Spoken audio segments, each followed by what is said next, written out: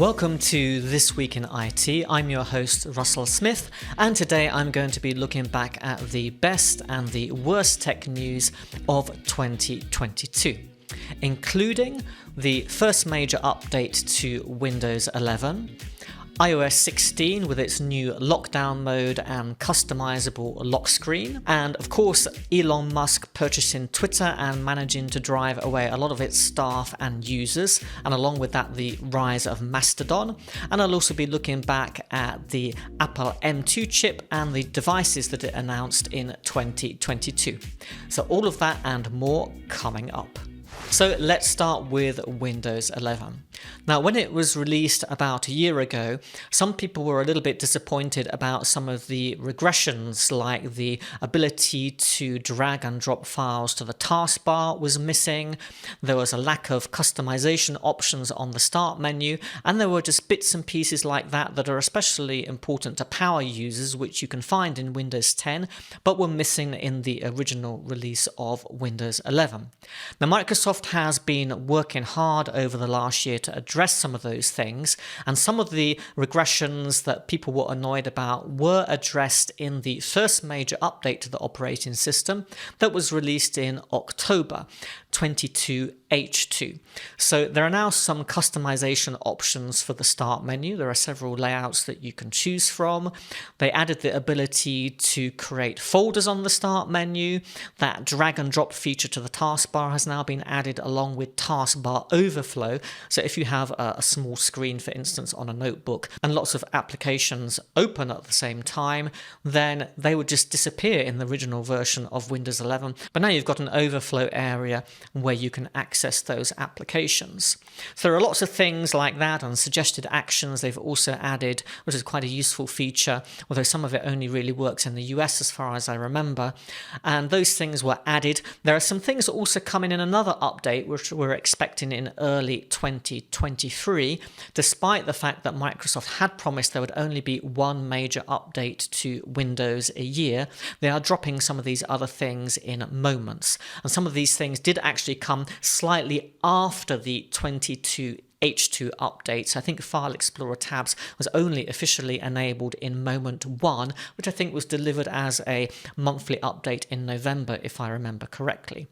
So some of these things in my mind, like the File Explorer tabs, they've been asked, by people for many, many years, please add tabs to File Explorer. Are they really useful, these tabs in File Explorer? I'm not really sure. I mean, I've used them occasionally. Maybe people who need to shift files around a lot, doing that, I don't know, every single day of their lives, do a lot of file management. Maybe it's really useful for them. I don't know. But I see that more as a feature parity thing with Mac OS, which I believe does have that feature and has had it for a while in its version of File Explorer. Now, what's interesting about all of this is, I think it was Zach Bowden over at Windows Central, but please correct me if I'm wrong, released a leaked image of something that was shown at Ignite, which looked like an updated version of what we see today in Windows 10, the desktop, a new version of the desktop that had a more Mac OS style layout with a menu bar across the top of the screen. And that's something that we'd never seen before. So what I think is happening here is that Microsoft is gradually edging towards a North Star, kind of an aim, something that is maybe a little bit more Mac OS-like in the way that it works. And people have already commented that Windows 11 is more of a Mac OS design than Windows 10. Now, I don't know whether you've moved over to Windows 11 yet. I know there's a lot of controversy about various features there, and a lot of people don't like the new design. Others think that it doesn't go far enough. Personally, I quite like it. I think it's heading in the right direction. Of course, it's not a major overhaul of the operating system. So anyway, we're going to see how all of that goes next year, and we should have another moment coming relatively soon in 2023. So Microsoft Teams is still the biggest collaboration platform on the planet, and it's been hugely successful since it was first released 5 years ago, and it's already quite a mature platform. Now, the one thing that I was really disappointed about this year is that we didn't get to see Teams 2.0, the updated client for the enterprise version of Teams that Microsoft has been promising, I think already for a couple of years if I'm not mistaken, or at least a year and a half or something like that. So it seems to be taking them forever to develop this. So what is this all about? So as you probably aware, the desktop version of Teams at the moment runs on Electron, and that's all fine and good. It allows Microsoft to push it out, the same client, the same base code if you like, to Linux, to Mac OS. But the problem with Electron is that it's really slow, it uses a whole load of resources, and Microsoft promised that they would be updating the client to run on native technologies, at least in Windows. I'm not sure about the other platforms. Now, you already have a Teams 2.0 client in Windows 11, built into Windows 11, but this is the consumer version of Teams, which I want to talk about in conjunction with Skype in a moment. But we don't have that client. It doesn't seem to be anywhere in sight. There's no preview version of it. Maybe it's being tested internally. I have no idea, but I would really love to see that. And I think a lot of users would also love to see a redesigned client, even if we just get the same thing that we have now, but basically with better performance. But I think, the design of Teams and the performance leaves a lot to be desired, even though the functionality of it in principle is actually quite good and useful. So there are a whole load of features added to Teams this year. Of course, it's quite a mature platform already, as I said, and these features, are not maybe revolutionary, but there are a whole load of them that will probably be quite welcome. A whole load of features were added to the kind of live presentation features and sharing features, especially connected to Excel and PowerPoint. So you go and have a look at those if that's something you do on a regular basis. Some things that really stood out to me, though, was a feature called Teams Connect, or sometimes referred to as shared channels. And basically what this allows you to do is to connect to a channel in another organization, or make a channel available in your organization to your business partner. So kind of a B2B connection, if you like, simply and easily, without having to kind of set up a whole federated connection between your organization and another, which would obviously require a lot of input from IT. Now, we have a great article by Michael Reinders, if you want to check it out, on Petri, about how to set all of that up and how you can enable it so that your users can configure shared channels and get working with people in other companies really quickly and easily. So that's one really important feature, probably the most important in my mind, that came to Teams this year. Self-chat is another one, something that I haven't actually used, and I keep thinking I should probably just make a note to myself, and that's the ability to basically chat with yourself. I know maybe it's the first sign of going crazy if you're chatting to yourself, but chatting to yourself electronically, if you like. So maybe you just need to make a note.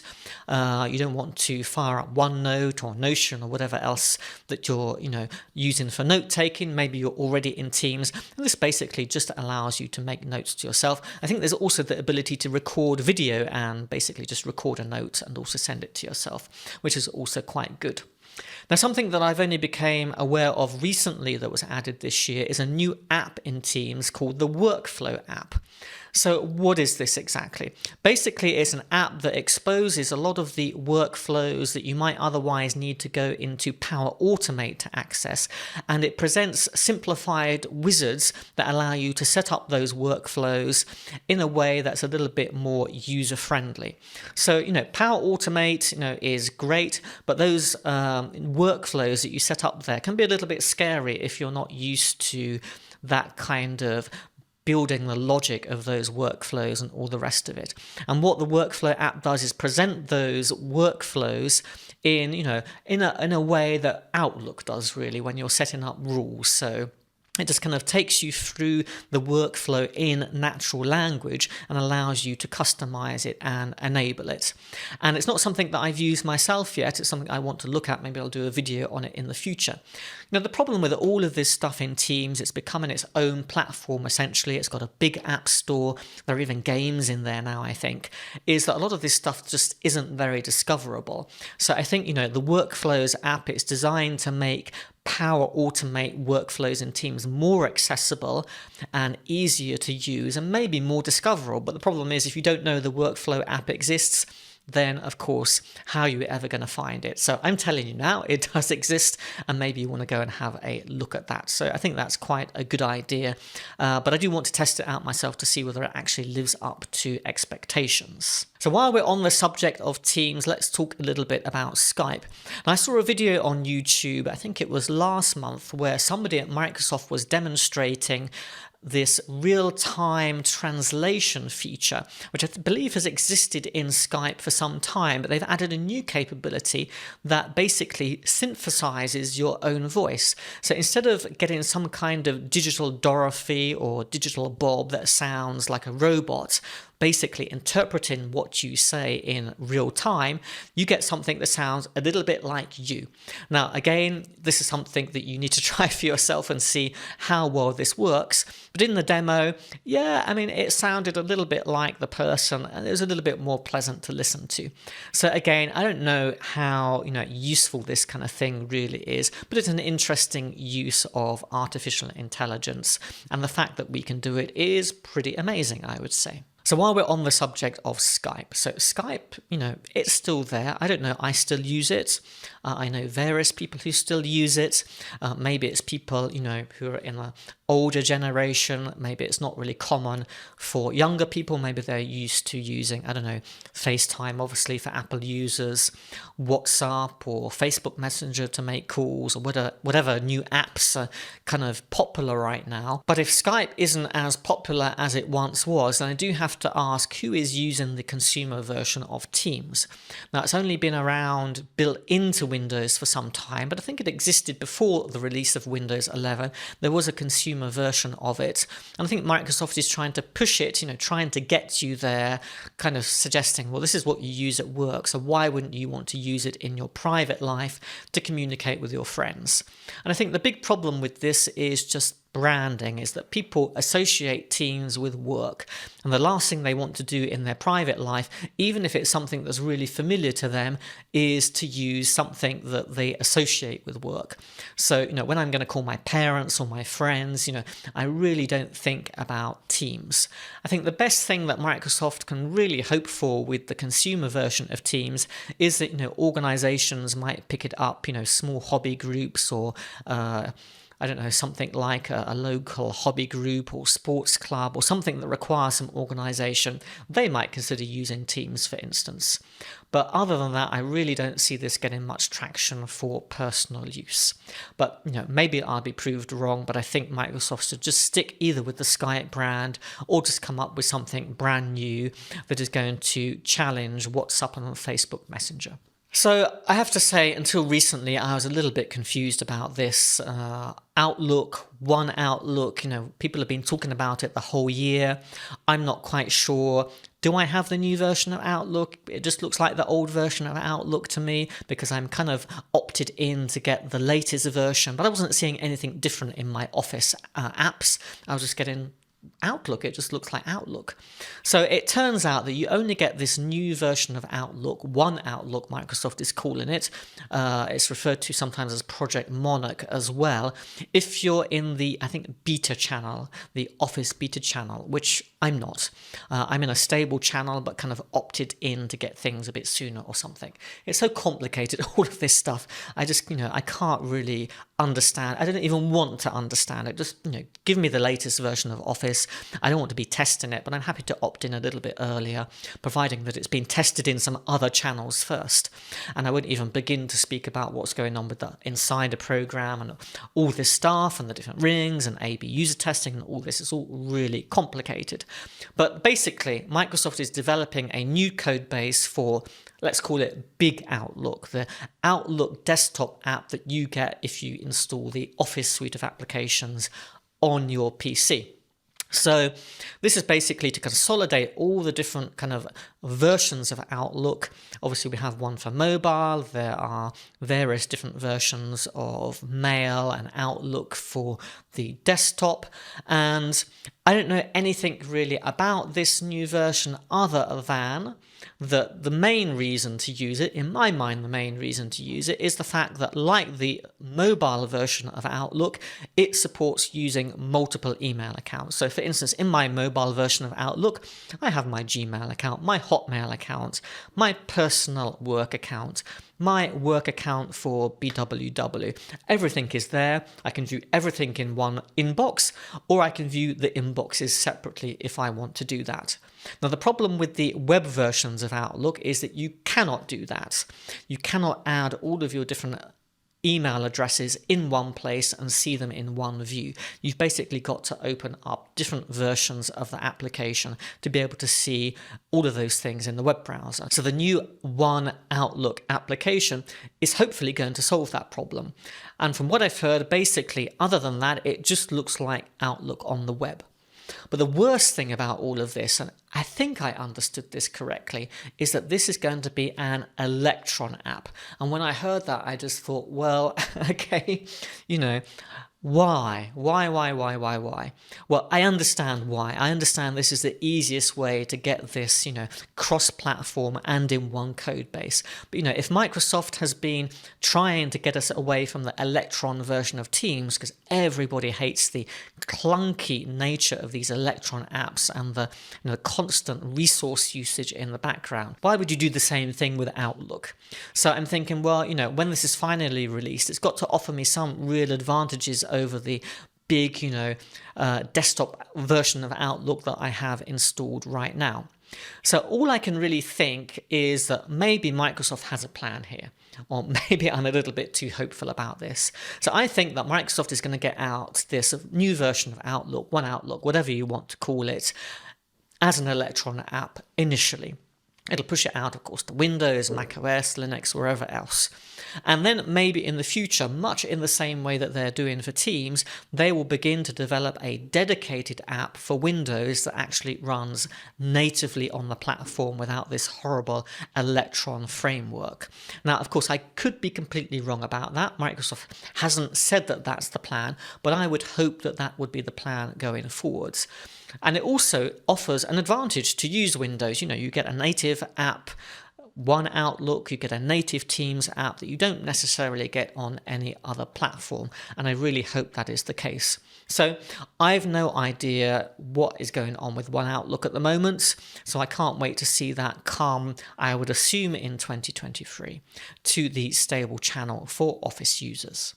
Twitter. Well, I'm not going to go over the whole history of what happened with Twitter this year, at least not the details of it. So I guess you're aware Elon Musk basically purchased Twitter.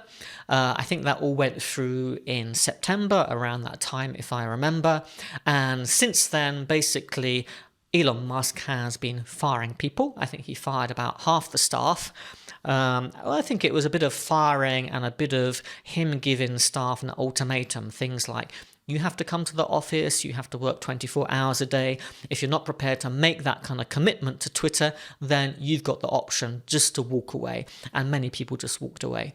So they kind of now have about half the staff that they had several months ago. Not only did Elon manage to scare away or fire half of the staff, users have been leaving in their droves as well. And I think advertisers have also been walking. So what does this mean for us? Well, of course, Twitter is huge. Despite the problems that it's having at the moment, Twitter isn't going to go away overnight.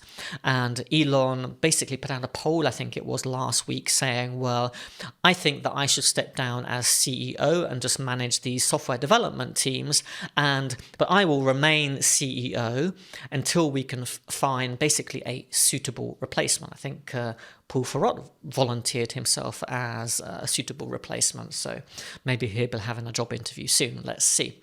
And that was all after a poll that he basically put up on Twitter asking people, do you want me to step down as CEO? And of course, people voted overwhelmingly, yes, please go. So I guess he understood that was going to be that outcome anyway.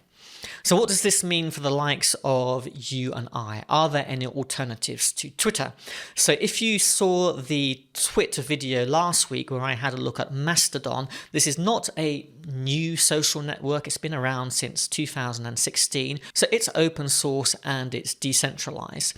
Now, if you want all of the details, you can go and look at last week's video, but it's potentially something that could really take off. I think the problem that we have with Twitter, Facebook, and Instagram and all these other social networks is that they're really, of course, controlled by one person and taken over by advertisers. It's just about what advertisers want, and maybe a lot of the community focus has disappeared from these networks. So Mastodon is trying to readdress that balance. So adverts are not allowed. That is the first thing, but it's controlled by each instance. So you can set up your own Mastodon instance if you want, and you have to agree to the terms and conditions of whoever has set up that Mastodon instance. Now, I decided to sign up for Mastodon. The process is a little bit complicated, to be honest, and I think they do need to simplify it if it's going to see widespread uptake. One of the problems when you have signed up is it feels very quiet over there. And there are a couple of ways you can solve that problem. So the first thing is to follow hashtags. In fact, Mastodon recommends that as a strategy to start filling up your feed. So you can start following hashtags. So maybe you're interested in, Microsoft, so you can follow hashtag Microsoft. Another way you can do that, of course, is to try and find people that were on Twitter or maybe still on Twitter and are now using Mastodon. Now, you can do that manually, of course. You can search for people, but that's a bit of a pain. But there's another way to do it. So there's a website called movetodon.org, and I picked this tip up from Windows Weekly. I've stolen it. Sorry about that, Paul and Leo. And basically this allows you to log in with your Twitter account, and it will check through all of your friends, or whatever they call them in Twitter, and it will see which of them have linked Mastodon to their account, and it will help you add them into Mastodon. So that's another way that you can basically start to generate some activity inside Mastodon.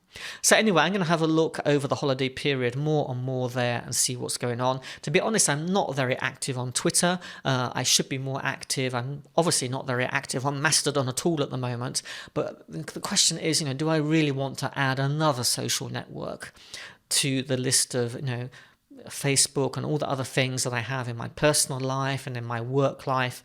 The answer is, well, not really. But, I'm not really a social media person.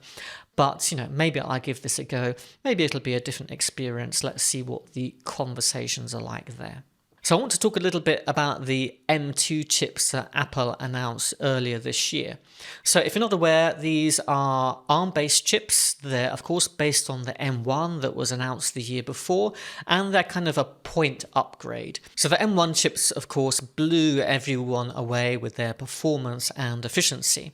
And if you were expecting, another wow release from I was going to say Microsoft there, but I just wishful thinking from Apple with these M2 chips, then you're going to be a little bit disappointed. They're kind of like an M1.5, if you like. Of course, there are some performance and maybe small efficiency gains there, but nothing dramatic. And Apple released a new MacBook Air, and actually in some of the models, I think with the smaller hard drives, the performance overall was a little bit less than the version that they'd released the year before, and that was really to do with the small SSD drives not performing as well as the bigger versions, the bigger capacity versions. So if you are into buying one of those 2022 model Airbooks, then you should really check out the performance and make sure you get one of the slightly bigger hard drives. So make sure you research that carefully before you buy. What I really want to talk about connected to all of this is, of course, the situation with Windows on ARM. Now, I think, and I'm going to stick to this, is that Windows on ARM is important. I know some people have said that really this isn't important and that it's just a dead thing. If it's a dead thing, then Microsoft is in trouble, because I don't think that Intel is going to make the efficiency gains with their chips that, of course, that we see with ARM anytime soon. It might happen sometime in the future. I don't really understand all the architecture limitations around x86 and whether it could ever be as efficient as ARM. People tell me that it's just not possible, but nothing is impossible. Maybe it can be. We'll see what happens in the future. But what I'm really interested in, of course, is the Qualcomm chips that we've been promised. Originally, I think they were promised in late 2022, and we were going to see devices with these new chips in 2023, but now they're being promised in late 2023, so assumably we won't see any devices actually come with those chips until 2024. Now, Qualcomm is promising that these chips will rival the M1, the M2, probably already the M3 or maybe M4 by that point. So Apple is already one step ahead of Qualcomm. There's probably going to be some catching up there to do. Now, these chips are based on a design that I think was actually created by ex-Apple employees and then was a company that was bought by Qualcomm, and these chips are now branded Orion, I think, or something like that. And I think this is going to be really important for Windows. Now, what Microsoft did release this year was a box that looks kind of like a Mac Mini, but it's definitely not really intended to be a rival to the Mac Mini, and they're calling this thing Project Volterra.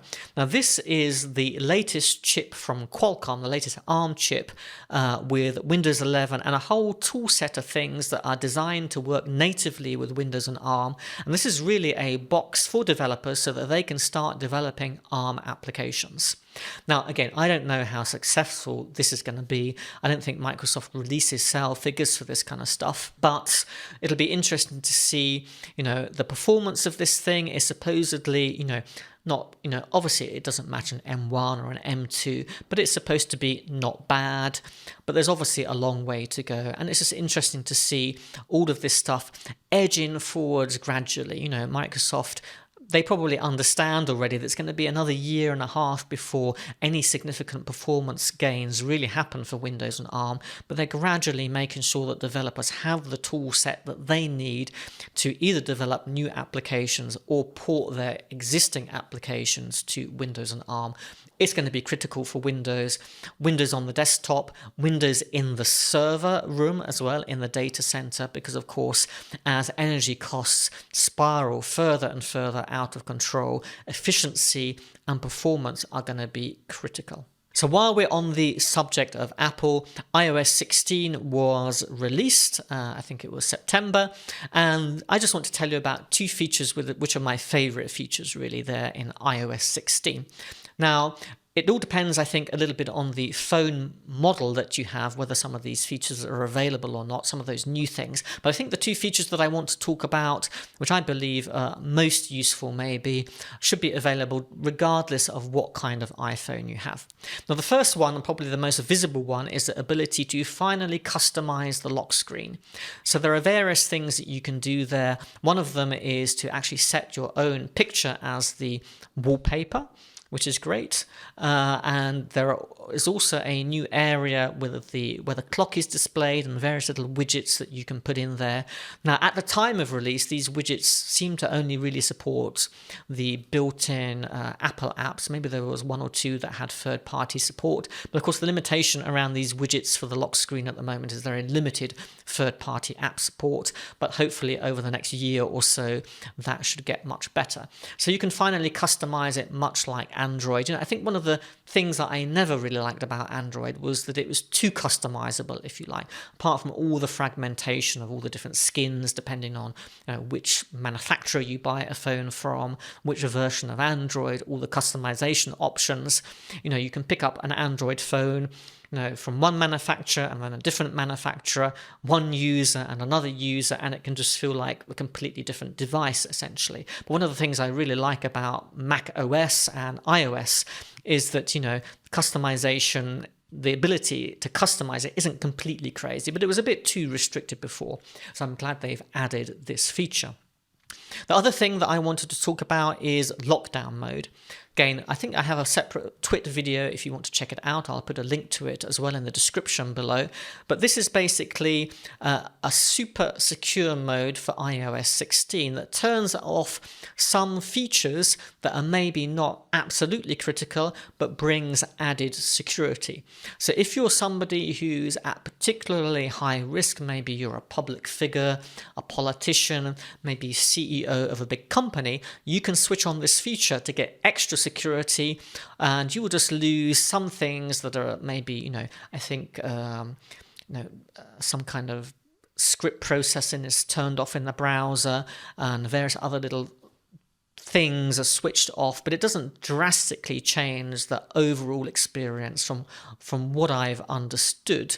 But of course, it may be just that one thing that you need that you can't live without, that lockdown mode switches off. So it's definitely something that you could try, and you could trial with any users who you feel might benefit from that protection. Or of course, best place to trial it is probably with yourself to start with, and see how much is actually broken there when you switch on lockdown mode.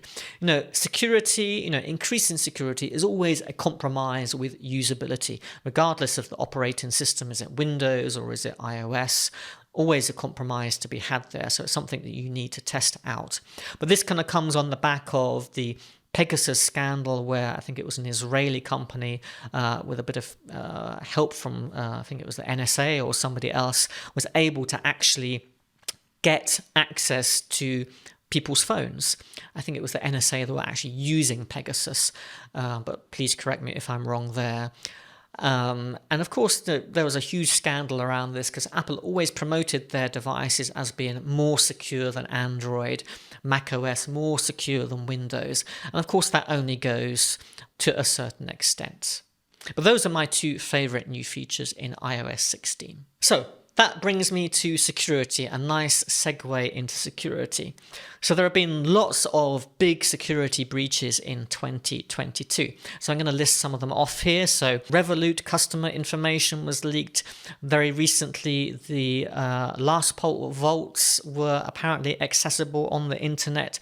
Twitter account data, Uber and Rockstar both had big issues this year, and apparently WhatsApp also had a big issue with, I think, a database of user information or user accounts or something like that was made available on the internet. So all of these huge companies having big problems.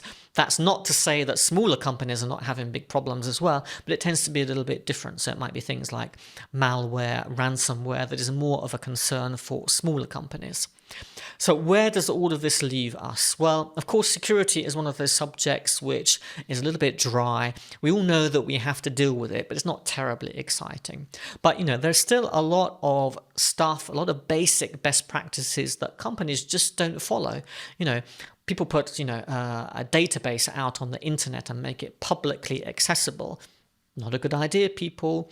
Even if they don't make it publicly accessible and just available to the web application, then there might be things in that web application that haven't been coded properly that allow a hacker to get access directly to the database. Or maybe a default username and password has been left on an admin account. All of these things that are pretty easy to solve and to sort out, you should be doing. You should be making sure that you have a checklist and that you're making sure all of those things are checked off before anything ever goes into production, and that you're constantly reviewing all of your security configurations and settings. In some good news this year, Microsoft and Apple both announced improvements to passwordless authentication, and again I'll put a link to a video and some information about that in the description below.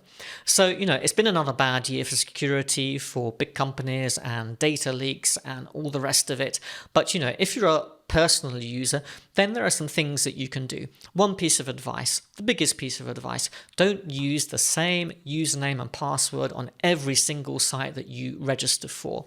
Use a password manager, something like Bitwarden, or you can use Microsoft Authenticator, and that's built into the Edge browser. So there are various, either things built into the browser or third-party applications that allow you to manage all of your passwords and to make that process easy for you. Now, I know, of course, that some people are afraid to put their password vault into the cloud, and you don't have to. If you're more tech savvy, then there are options from applications like KeePass where you can keep everything local if you want. I think Bitwarden also has an option to keep everything local if you choose to do that. So that's my tech year in review, some of the biggest stories that we've covered here on This Week in IT and Petri.com over the last year. Thanks for joining me for all of these podcasts and videos over the last year, and we'll be creating some more in 2023, so I'll be back next week. But that's it from me, and I'll put another video up on the screen right now that you might be interested in looking at. If you enjoyed this video and found it useful, then please give it a like, and if you'd like to see more like this, then don't forget to subscribe to the channel. But that's it from me, and I'll see you next year.